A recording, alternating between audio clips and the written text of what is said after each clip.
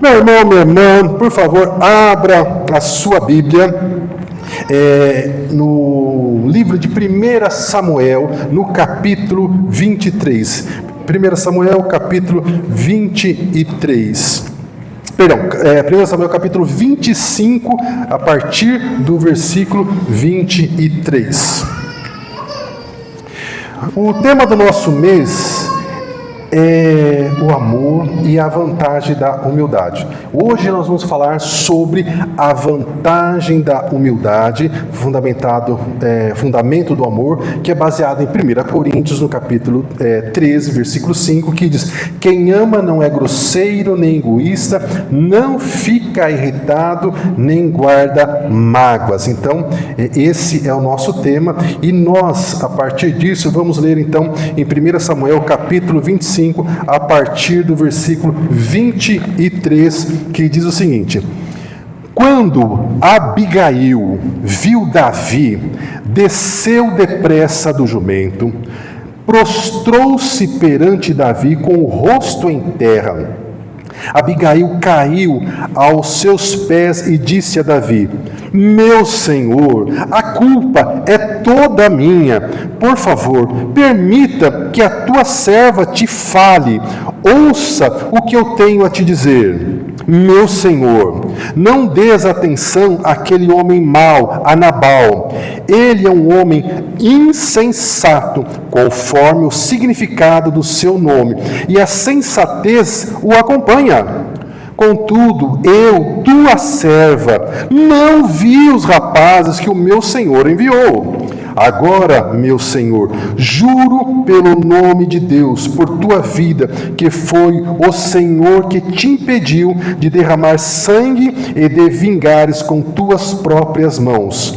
Que os teus inimigos, Davi, e todos os que pretendem fazer-te mal, sejam castigados como Nabal. E que este presente que a tua serva trouxe ao meu senhor seja dado aos homens que te seguem.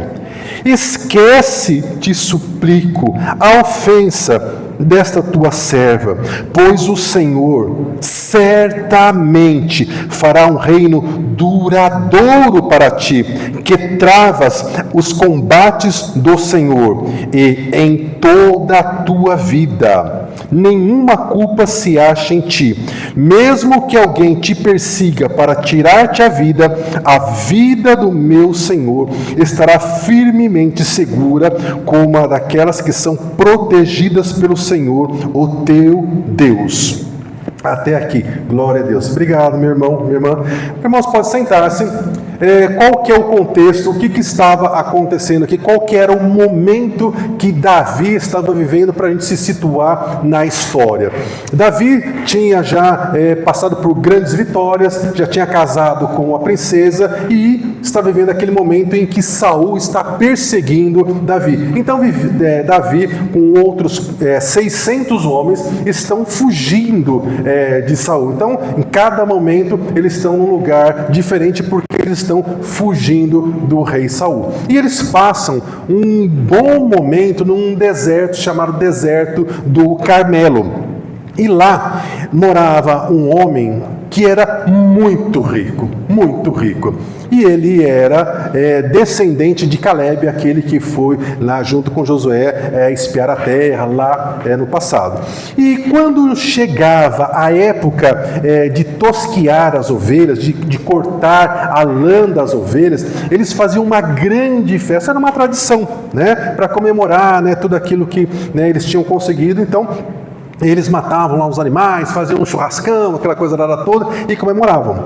E Davi passou muito tempo ali com eles. E os homens de Davi fizeram, sem querer, né, uma proteção contra a propriedade de Nabal, porque evidentemente os ladrões, os salteadores, né, quando se aproximavam e viam o grupo de Davi, que era um grupo grande de 600 homens, eles evidentemente preferiam não arrumar confusão com Davi, e Nabal se beneficiou com isso, que nada dele foi roubado. Então, quando chegou nesse momento de fazer a tosquia das ovelhas, Davi então teve uma ideia e mandou algum dos seus rapazes ir até a propriedade de Nabal e dizer: olha, nós sabemos que agora é a época da tosquia, vocês estão comemorando, eu gostaria de saber se você pode doar um pouco de alimento para nós. E o Nabal, que era muito rico, ao invés de ser uma pessoa generosa, e até por reconhecimento daquilo que ele foi poupado do seu próprio rebanho, ele deveria ter dado algum tipo de alimento para Davi. Mas ele não faz isso. Ele era uma pessoa muito mesquinha, muito insensato. E além de não dar nada, ele ainda ofende o Davi. E a resposta que ele deu para aqueles rapazes que foram pedir os alimentos foi: mas quem que é Davi? Quem que é esse filho de Jessé? Hoje em dia tem muito servo, escravo, fugindo do seu senhor. Por que eu vou pegar do meu pão, da minha carne e dar para ele? E não deu. E os rapazes então olharam aquela atitude do Nabal e voltaram e falaram para o Davi: olha, Davi, o negócio é o seguinte, nós fomos lá, falamos do jeito que você mandou, mas a resposta de você não vai gostar. E o Davi, de fato, não gostou. A reação do Davi, que era sanguíneo, eu quase que consigo imaginar o Davi, Ele já de cara, já falou para todo mundo: pode todo mundo pegar as espadas, porque até amanhã cedo não vai ficar um homem naquela propriedade, não vai ficar ninguém que seja homem naquela fazenda. Vou matar todo mundo. E os caras se juntaram, espada na cintura, e começaram a ir na direção da fazenda. Nisso, lá na fazenda, um dos empregados da propriedade foi falar com Abigail, que era a esposa do Nabal. E a Bíblia começa a falar da Abigail falando de duas características dela: que ela era inteligente e bonita. Olha só quanta qualidade uma pessoa só, Tem gente que parece que entrou na fila 2 vezes para receber as bênçãos, E aí esse empregado, ele vai falar com a Abigail e ele fala o que aconteceu, porque a Abigail não estava, por algum motivo que a Bíblia não conta, ela não estava lá na hora que os rapazes foram, os rapazes de Davi foram pedir o alimento. E aí o empregado fala para Abigail: olha, Abigail, a situação é a seguinte: os rapazes de Davi vieram para pedir alimento. Nabal, além de não dar, ele ainda ofendeu Davi. Então, conhecendo Davi, é certo que daqui a pouco eles vão chegar aqui e a gente não sabe o que vai sobrar, se é que vai sobrar alguma coisa. E aí então a Abigail, ela entende aquilo que está acontecendo, e paralelo a essa história, o Nabal, ele está lá fazendo um banquete para os empregados dele lá, e a Bíblia fala que ele está fazendo um banquete como se fosse um banquete de rei. Então imagine a fartura que não estava lá, E a Abigail então, ela precisa tomar uma decisão. O marido dela falou que não era para dar nada. Ela sabe, por ser uma mulher inteligente, conhecendo Davi, que a fama de Davi era conhecida já por todo o reino, ela sabia que Davi viria para se vingar. Ela precisa tomar uma decisão. Ela faz alguma coisa ou ela não faz nada? Porque, afinal de contas, ela não tem culpa, não foi com ela a conversa. Mas o que ela entende? Que ela é a pessoa que é sensata naquela família. Ela é a pessoa que é inteligente. Ela é a pessoa que consegue ler a realidade, enxergar o que está acontecendo. Então, ela pede para os empregados arrumar um monte de comida e fala para eles chamarem outros empregados, colocarem esses alimentos sobre os jumentos, e ela então vai com esses empregados, porque ela já imagina que Davi está vindo, e de fato ela acertou. Em determinado momento desse percurso, eles se encontram. Quando eles se encontram, acontece esse trecho que nós lemos das Escrituras. A Abigail, que não tem culpa no cartório, não tem nada a ver com aquilo que o marido dela fez, ela se ajoelha diante de Davi, pede licença, né? Pede autorização para poder falar com ele. E ela diz: a culpa, Davi, a culpa é minha. O meu marido é um homem insensato, né? O meu marido não é inteligente, ele não tem bom senso, ele não tem capacidade de decidir essas coisas. E eu não estava lá. Então, quando os seus rapazes foram lá, eu não estava. Então, perdoa a sua serva, porque eu sou culpada. Né? Mas olha, eu trouxe agora muita comida, muita carne, muita bebida, e tem mais, Davi. Eu sei que foi Deus que te deu o reino de Israel, e você será rei no tempo certo. E veja, não convém que você faça justiça com as suas próprias mãos, não convém que você derrame sangue do seu próprio povo, porque isso vai causar em você uma culpa para o resto da sua vida. Você não precisa fazer isso. Deus é que vingará os seus inimigos. Aí você imagina, né, a situação de Davi. Está lá, você sabe que Davi não podia ver uma mulher bonita, né? Tanto é o problema dele com a Batseba, né? E aí uma mulher bonita, falando tudo aquilo com toda aquela lógica, com aquela coerência, com aquele convencimento, Davi imediatamente ele sai daquele estado, vou matar todo mundo, para dizer: meu Deus, o que eu ia fazer, que loucura que eu ia fazer. E aí ele diz: louvado seja Deus, bendito seja você que me impediu de derramar sangue inocente. Vá em paz, porque eu entendi aquilo que aconteceu. E aí então Abigail volta para a casa dela, né? A festa lá, o banquete do rei do Nabal, né? Que é um banquete como se fosse de rei, está lá acontecendo. A Bíblia fala que ele está todo feliz, embriagado, e ela então, por ser uma mulher inteligente, ela não fala nada, porque se no dia a dia ele já não tem condições de entender, né, aquilo que é sensato, que dirá embriagado. Então ela espera. O outro dia ele acorda, aí ele está sóbrio, e aí então ela vai dizer para o Nabal: olha, Nabal, eu sei que você não vai gostar, isso não está na Bíblia, mas estou dando aqui a minha interpretação particular, né? Olha, Nabal, eu sei que você não vai gostar daquilo que eu fiz, mas se eu não tivesse feito isso, você e todos nós com certeza estaríamos mortos. Mas o que aconteceu? Por que você está falando isso? Né? Imagina falando: porque você não quis dar alimentos para Davi, e o Davi estava vindo com 400 homens para nos matar. Ele ia matar todo mundo. E o Nabal, então, ele ficou estarrecido. E a Bíblia fala que ele ficou com o corpo paralisado. Provavelmente, né? Ele devia ter problema de pressão alta. Agora estou indo fundo nas imaginações, né? Devia ter problema de pressão alta. Teve um AVC e ficou paralisado. E a Bíblia fala que depois de 10 dias, o próprio Senhor feriu o Nabal. E o Nabal, o que aconteceu? O Nabal morreu. Aí, meus irmãos, a gente tem que lembrar daquela passagem de Jesus, que ele fala assim: que adianta o homem ganhar o mundo inteiro e perder a sua alma, perder uma vida que vale a pena ser vivida? Olha o pensamento de Nabal. Ele não quis dar um pouco daquilo que ele tinha para Davi. E o Nabal tinha muito. A Bíblia fala que, entre outras coisas, ele tinha 3.000 ovelhas, tinha 1.000 cabras, além de gado, etc. e tal. Então era um homem muito rico. Dá um pouco de pão, um pouco de carne, não ia custar nada para ele. Ele não deu por maldade de coração. Ele não deu.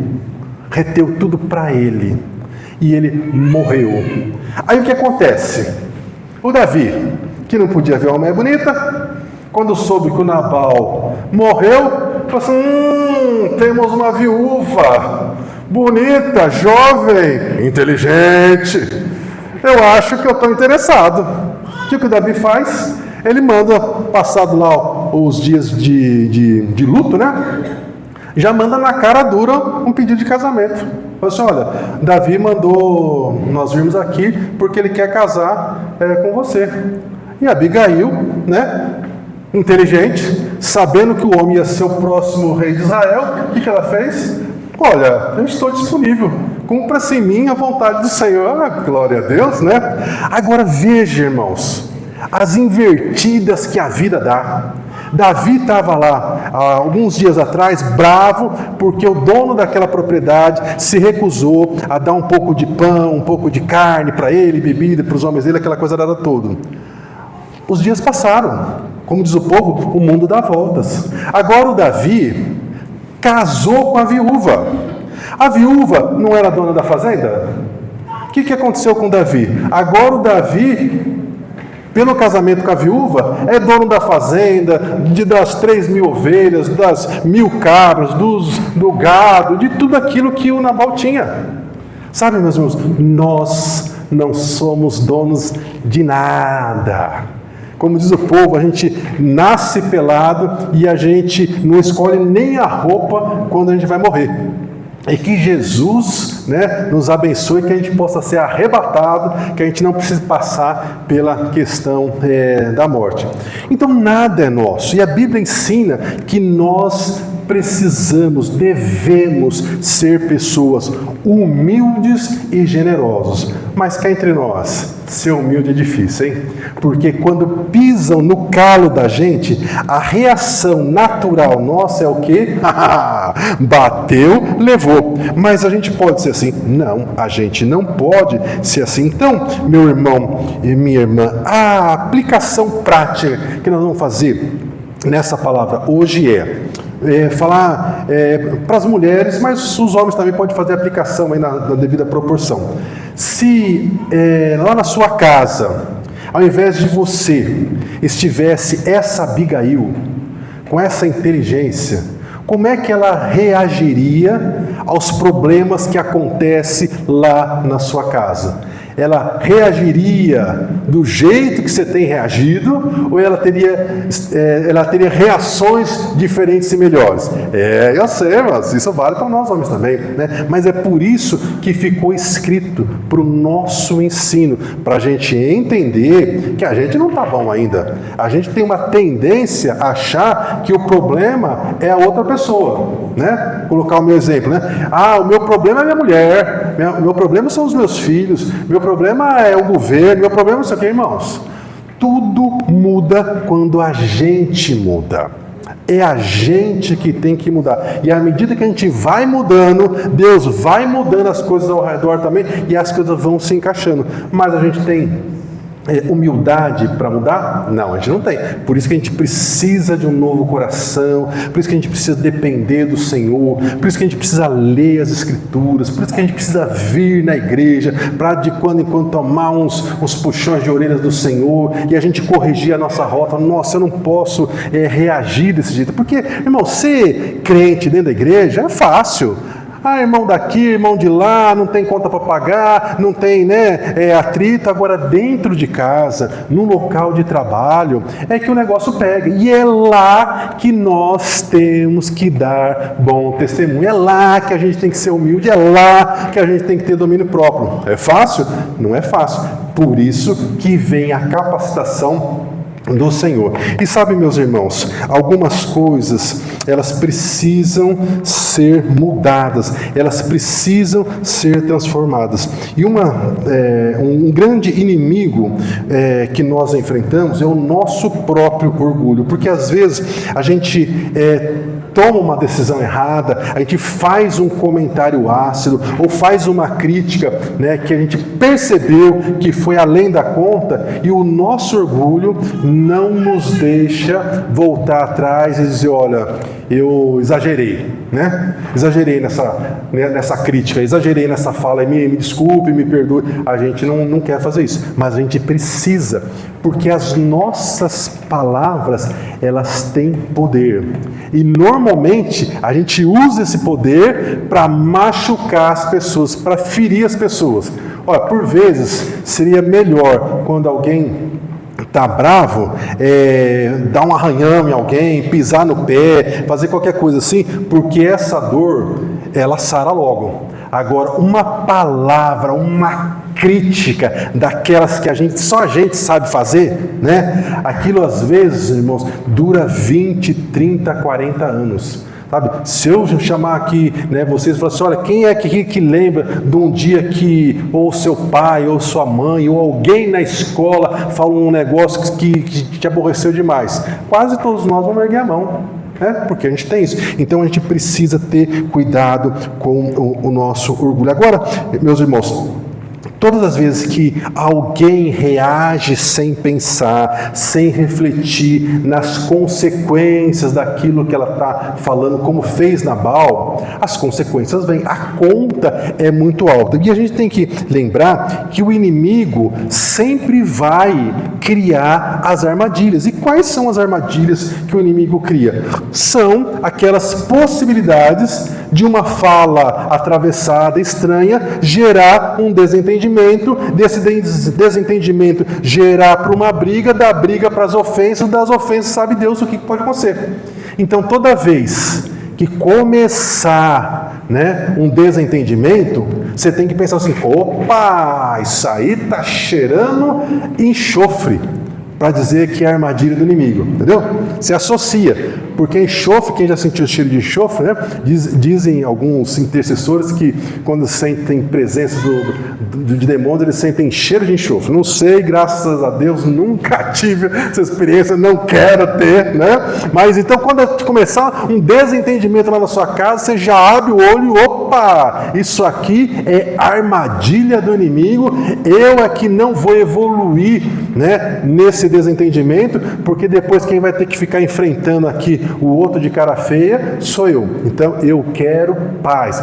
Vamos resolver, mas vamos conversar na boa, vamos esperar o nervoso, a raiva, né, passar, porque depois que a raiva passa, irmãos, é tão simples resolver algumas coisas. Tem coisas que a gente já nem quer mais conversar. Não, tá, pensei melhor, besteira, vamos deixar para lá e tudo mais. Então a gente tem que sair daqui hoje pensando o seguinte: quando acontece um pepino, um problema na sua casa, no lugar que você trabalha, na escola, na faculdade, como é que você reage? Você reage que nem um Nabal? Né? Sem pensar nas consequências, sai ofendendo as pessoas? Ah, porque eu falo mesmo. Não dá para falar. Porque a gente tem domínio próprio. Domínio próprio é um dos frutos do Espírito Santo para provar para nós que nós não podemos falar tudo aquilo que a gente pensa. Tem que ter filtro. Tem que ter filtro. Tem que ter filtro. Então, você precisa reagir da mesma maneira que Abigail reagiu. Ela foi lá, avaliou a situação, chamou o problema para ela, pensou no que fazer. Olha, eu vou até Davi, eu vou levar comida, eu vou pedir desculpa, eu vou dizer que a culpa foi minha, vou dizer as consequências que ele também vai ter sobre isso. E tenho certeza que Deus vai dar vitória. E foi aquilo que aconteceu. Então, meus irmãos, nós precisamos ser humildes. E claro, não se trata de gostar de ser humilde, mas de precisar ser humildes. E eu quero ler para vocês alguns versículos para fortalecer esse entendimento. Em Lucas, no capítulo 14, versículo 11, a Bíblia diz o seguinte: aquele que se exalta será humilhado, mas o que se humilha será exaltado. Segunda Crônicas 7,14 diz: se o meu povo, diz o Senhor, que se chama pelo meu nome, se humilhar, e olha, o povo de Deus, nos tempos para cá, não tem se humilhado não, né? A gente tem visto umas coisas aí nas redes sociais, nos noticiários, que misericórdia, né? Então, se o meu povo, que se chama pelo meu nome, se humilhar, orar e me buscar, e se converter dos seus maus caminhos, então eu ouvirei dos céus, perdoarei os seus pecados e sararei a sua terra. Tiago capítulo 4, versículo 10 diz o seguinte: humilhem-se. E não é para se humilhar de qualquer jeito, é para se humilhar diante do Senhor. Porque se humilhar diante do Senhor é dizer: Senhor, eu vou fazer aquilo que o Senhor manda os seus filhos fazerem. Eu estou debaixo da sua obediência. Aquilo que o Senhor falar, eu vou fazer. Não é para ser arrogante, não é para ser orgulhoso, não é para ser duro com as minhas palavras. Então eu não vou ser, mesmo tendo vontade de vez em quando de falar umas verdades. Então, Provérbios, capítulo 16, versículo 18, traz uma revelação que a gente passa batido. Ele diz o seguinte: antes da ruína vem a soberba. Então, toda vez que você vê uma pessoa arrogante, orgulhosa, em linguagem para uma pessoa metida, pode ter certeza que em algum momento no futuro ela vai ter uma grande humilhação, uma grande queda. Porque antes da ruína vem a soberba, e o espírito orgulhoso precede a queda. Então, o espírito orgulhoso vem antes da queda. Provérbios capítulo 15, versículo 33, diz algo fantástico, que a humildade antecede a honra. Então, honra de verdade, ela vem depois de um período de humildade. Então, primeiro a gente vai passar pela humildade, aí depois, então, nós vamos ser honrados. A verdadeira honra só pode ser alcançada após você praticar a humildade.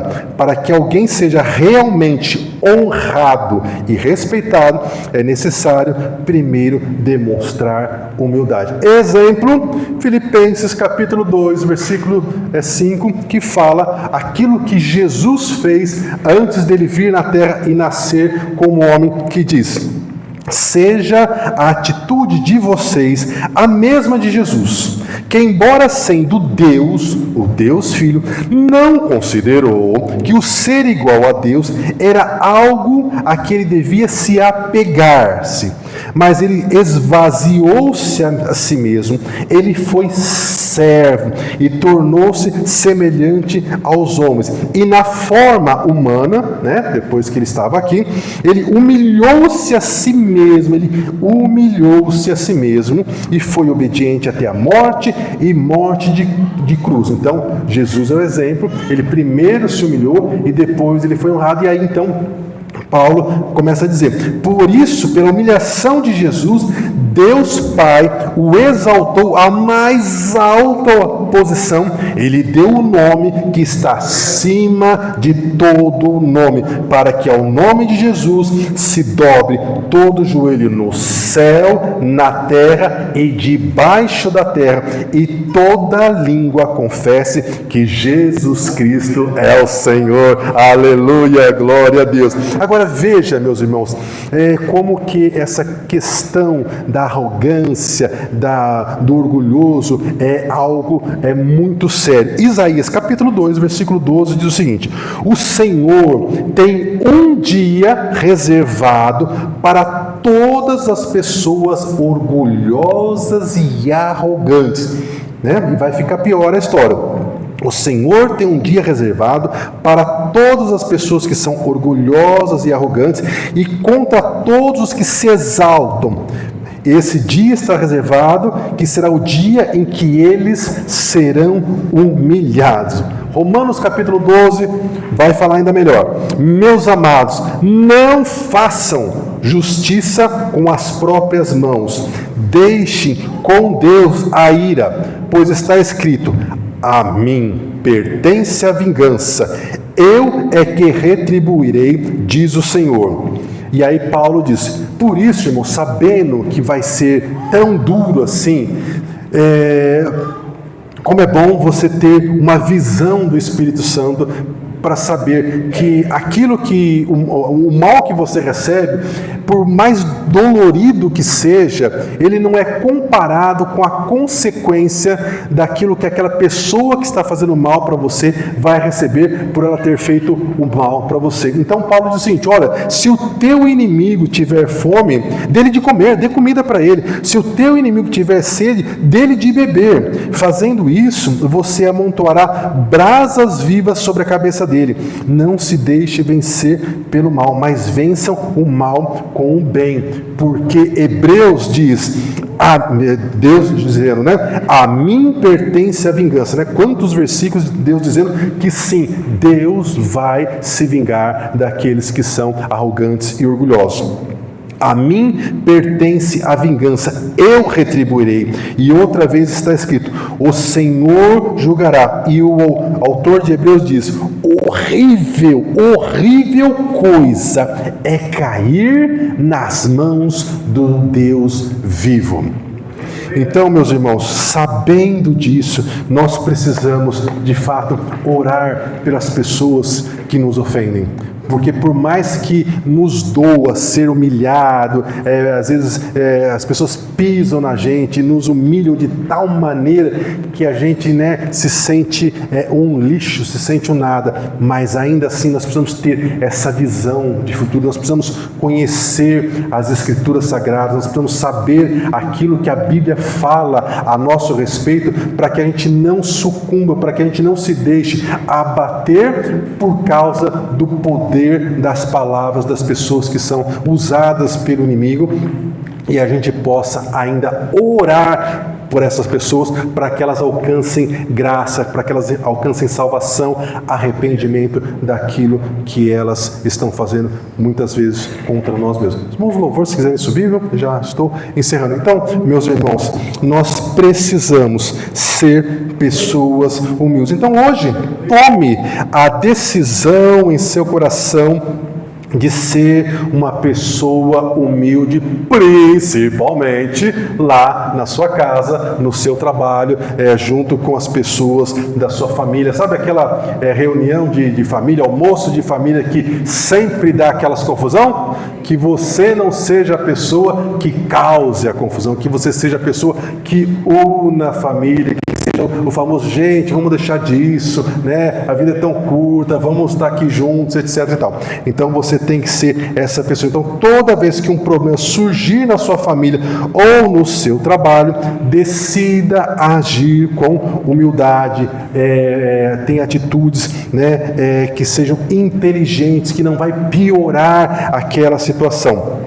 Quem tem uma palavra de Deus no seu coração, sabe que sempre tem um jeito de Deus de resolver aquilo. E por vezes a gente quer resolver do nosso jeito. Não, a gente tem que resolver do jeito de Deus. Então, meus irmãos, faça aquilo que a Bíblia diz que você deve fazer, e você vai testemunhar como as suas atitudes vão transformar o ambiente em que você está, a família que você vive e as pessoas ao seu redor. A humildade, se a gente fosse colocar como se fosse uma semente, ela precisa ser plantada num terreno fértil. E esse terreno fértil é você que teve a experiência de nascer de novo. Filipenses capítulo 2, versículo 3 diz: nada façais por contenda ou por vanglória, mas tudo o que você fizer, faça com humildade. Considere os outros superiores a você mesmo. Então, meu irmão e minha irmã, que o Espírito Santo dê a você esse entendimento, que aquele que se humilha será exaltado, e aquele que se exalta será humilhado. Nós fomos chamados para um período, de fato, sermos humilhados pela opressão do inimigo, pelas questões que estão à nossa volta, mas depois nós seremos exaltados, porque nós fomos escolhidos para sermos filhos do Altíssimo. Então quero convidar você nesse momento a se levantar, vamos louvar ao Senhor e depois nós vamos orar. Não se detenha, se as lágrimas rolarem, e as batidas do seu coração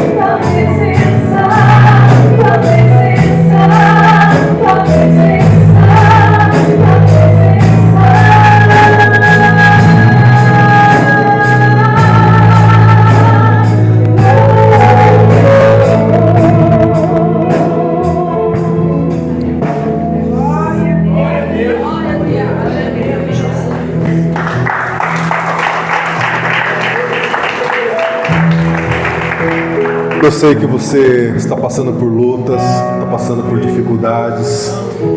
Sei que talvez você esteja com um problema de saúde, um problema familiar, mas se a presença do Senhor estiver com você, você vai ter convicção que essa luta vai passar, que esse tempo vai terminar e que no final você vai receber a sua vitória.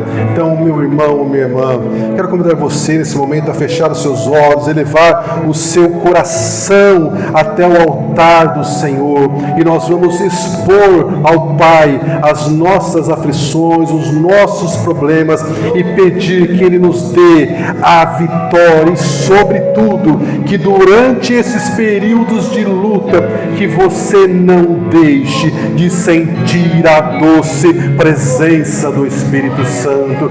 Ó Senhor, aqui estão os teus filhos, os teus chamados, aqueles a quem o Senhor escolheu. O Senhor sabe, o Senhor conhece as lutas, as dificuldades. Antes que venha uma palavra na boca deles, o Senhor já conhece. E nós clamamos a Ti, Pai, porque o nosso socorro vem do Senhor. O Senhor tem visto, Pai, as lutas, as dificuldades nas emoções, na saúde, na área financeira, nos relacionamentos entre marido e mulher, entre pai e filho, entre mãe e filhos, entre avós e os seus netos e os seus filhos. Mas, Pai, nós declaramos que sobre a nossa casa não vale encantamento. Pai, nós repreendemos no nome de Jesus toda ação do inimigo. Declaramos que nós estamos debaixo das Tuas asas, como declara o Salmo 91. Nós acreditamos, Pai, que no devido tempo nós e a nossa casa serviremos ao Senhor, juntos, unidos em uma só voz, porque o Senhor não é homem para que minta, nem filho do homem para que se arrependa. Nós cremos nas Tuas promessas. E, Pai, olha agora, Senhor, para os nossos inimigos, para aquilo que é impossível para nós, e venha ao nosso socorro, porque nós sabemos que o Senhor vai à frente do seu povo e despedaça as portas de bronze, as fechaduras de ferro. Senhor, nós cremos que o Senhor está fazendo algo novo, que está vindo à luz. Você que está cansado, desanimado, assim diz a palavra do Senhor a você: diga ao fraco: eu sou forte. Oh, aleluia, aleluia. Venha a mim, diz o Senhor, venham a mim todos que estão fracos, cansados e sobrecarregados, e eu te aliviarei. Aprenda de mim, diz o Senhor, aprenda de mim, porque o meu fardo é leve. Venha, experimente algo novo, algo que os seus olhos nunca viram, que os seus ouvidos nunca ouviram, que jamais chegou ao seu coração. É o que eu tenho preparado para você. Eu te amo, eu te vi quando você estava no ventre da sua mãe. Eu preparei os seus dias. O que você está vivendo não é o que eu tenho para você. Eu tenho algo maior e melhor. Chegou o tempo da sua decisão. Você precisa decidir aquilo que você quer para você, e a escolha está diante de você. Escolha a vida e não a morte. Então, a você que precisa fazer essa decisão, fale com o Senhor nesse momento e diga: Senhor, eu quero viver para Ti. Senhor, eu entrego a minha vida ao Senhor. Eu me arrependo dos meus pecados. Senhor, me receba no Seu reino como Seu filho. Escreva o meu nome no livro da vida. Senhor, eu quero ser transformado em uma nova pessoa. Eu quero viver tudo aquilo que o Senhor tem para mim. Eu não quero mais viver do meu jeito, mas eu quero viver segundo a Sua vontade. Oh, se você fez essa oração, tenha certeza que o seu nome foi escrito no livro da vida, e que nesse momento no céu há festa, há alegria pelo seu arrependimento. Pai, como é bom estar na Sua presença. Nós não podemos jamais deixar de sentir a sua doce, suave, agradável, reconfortante presença entre nós. Que o teu doce amor, a graça do Senhor Jesus e as consolações do teu Espírito Santo estejam com o teu povo, hoje, sempre e eternamente. E o povo de Deus diz amém, aleluia, glória a Deus. Tenha uma semana de vitória em nome de Jesus.